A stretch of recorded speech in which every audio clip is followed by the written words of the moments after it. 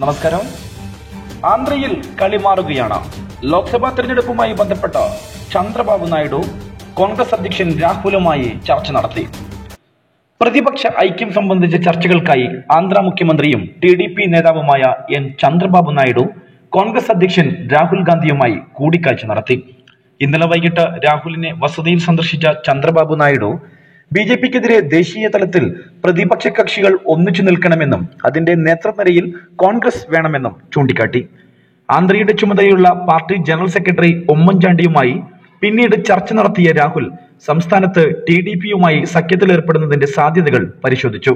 ആന്ധ്രയിൽ മുഖ്യ എതിരാളികളൊന്നായ TDPയുമായി കൈകോർക്കുന്നതിൽ സംസ്ഥാനത്തെ പ്രവർത്തകർക്കിടയിൽ എതിർപ്പുണ്ട്.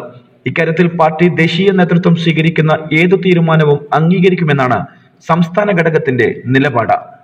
കുറച്ച് ദിവസങ്ങൾക്ക് മുമ്പാണ് ആന്ധ്രയിൽ മുഖ്യമന്ത്രി ചന്ദ്രബാബു നായിഡു BJP പ്രവർത്തകരെ പരസ്യമായി വെല്ലുവിളിച്ചത്. എന്നോട് കളിച്ചാൽ നിങ്ങളെയൊക്കെ തീർത്ത് കളയുമെന്നാണ് ഒരു പരിപാടി കഴിഞ്ഞ് പുറത്തിറങ്ങിയ ചന്ദ്രബാബു നായിഡുവിനെ റോഡിൽ തടഞ്ഞ BJP പ്രവർത്തകർക്കെതിരെ പൊട്ടിത്തെറിച്ചത്. ഇത് വലിയ കോളിളക്കവും ചർച്ചാ വിഷയവുമായിരുന്നു.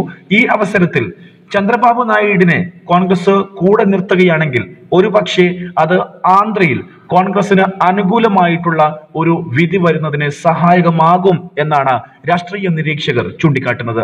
News desk, national news.